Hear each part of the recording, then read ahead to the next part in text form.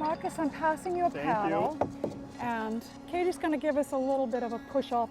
This would have been unthinkable a few years ago. Well, welcome to the Bronx River. We are canoeing New York's Bronx River. 20 years ago, it was just, if you knew of the river at all, you kind of knew, don't go out here. Don't get near it. It's just degraded and piles of garbage, dumped tires, dumped vehicles. But that has changed. To see how the Bronx River is coming back to life, we explored its last 3 miles. It flows through the South Bronx and the poorest congressional district in America. Linda, this does look pretty amazing up here. It looks natural. It has a very natural look and kind of startles people. Yeah. Hey, look at this. I wonder if this guy's gonna let us just slowly go past. You can almost imagine what this river would have looked like in 1639 when Jonas Bronk built his farmstead here. Is this what you sort of picture the river looking like? That's a good question. I'm sure it would have been forested. I'm sure it would have been teeming with fish and birds. I'm sure there were beaver along here, and we have a couple of beavers now, too. There's beaver in here now? There are. There are a couple of beavers living just a little upstream from here. It was kind of like the good housekeeping seal of approval from yes, beaver. you know you're doing something right. The transformation of this river from open sewer to wildlife magnet has been powered in part by paddles. We started taking people out in canoes, and that's terribly important. It's when people see this river and they're on the river that they start really getting into it and going, wow, I didn't know this was here. I didn't know I could, what can I do to help?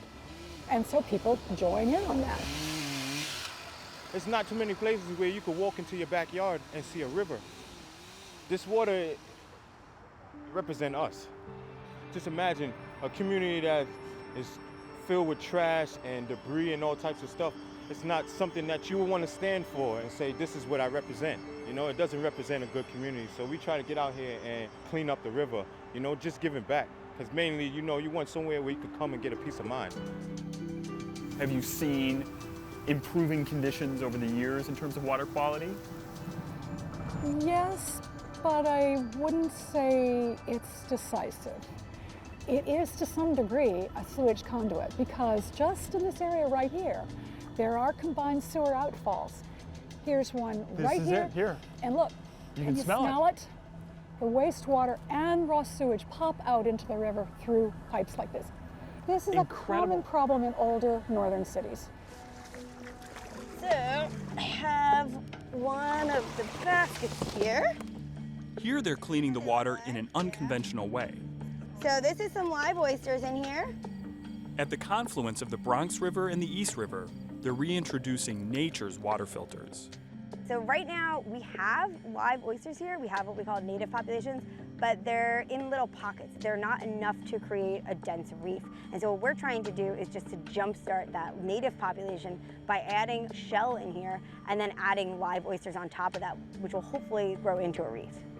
And the oysters thrive here. They're doing really well. So these oysters are not for eating? No, so we are restoring oysters for what we call ecological restoration. We want to get all of the benefits of the oysters, but not eat them. Oysters are very, very good filter feeders. So what they're doing is they're sucking in all the water, any particulates in the water, any sediment that's coming down the Bronx River, any contaminants, any bacteria is getting filtered out of the water by the oysters and then put down onto the sediment.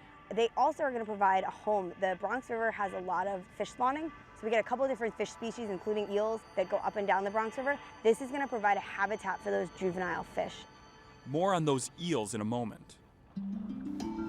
So what is this ahead of us? This is the concrete plant park. So this land came into the city's hands when the company operating this concrete plant stopped paying taxes, so it fell apart, and everybody agreed, let's save the old structures of the concrete plant. The park represents the next phase of the Bronx River's transformation. We're really in the midst of creating a Bronx River Greenway along the full 23 miles of the river. That's great. So it'll be all parkland for its entire length. Exactly. And I guess the hope, too, is that this might benefit animals in some way. Yeah, it's a wildlife corridor as well. But waterborne wildlife have a number of barriers to contend with on this river. And that brings us back to those eels. We have a population here in the Bronx River, and we've been looking at the effects of dams on their inland migration. Their tendency is to want to go upriver, but dams impede that movement. We have 9 dams in a row. The nice thing about this particular dam is that there's an eel pass on it. An eel pass is a man-made ladder that allows eels to pass over the dam. Their method of studying the eels is shocking. Eels are hard to catch in the daylight. They are slippery and very cryptic. So the only way we can sort of encourage them to come out is to use an electrofisher, which is a backpack shocker that sends light electric current into the water, and it just stuns them enough to have them turn over for a moment, and then we can net them, and then they revive. The interesting thing about these eels is that they're connecting the South Bronx to the middle of the Atlantic Ocean. These eels were spawned in the middle of the Atlantic Ocean many months ago, and they're carried by the Gulf Stream, and they swim up these rivers, spend their whole lives in fresh water, at least the females do, and then after 10 or 20 years, they migrate back to the ocean and spawn and die. That's an actual demonstrable connection between the middle of the Atlantic and the South Bronx. I was born in the Bronx, actually, but I sort of rediscovered this river. I think it has an amazing amount of life in it for a river that's been stressed through time. Yeah. It shows the resilience of urban nature. If you give a river a chance, or you give any urban habitat a chance, life will respond, and it's shown in spades right here. When we know that more than half of the world's population now lives in an urban area, it's really important to ask, so how do we bring nature into proximity in those urban areas? And that's a question for around the world. How far can we go? How rich and biodiverse an area can we create running right through a city?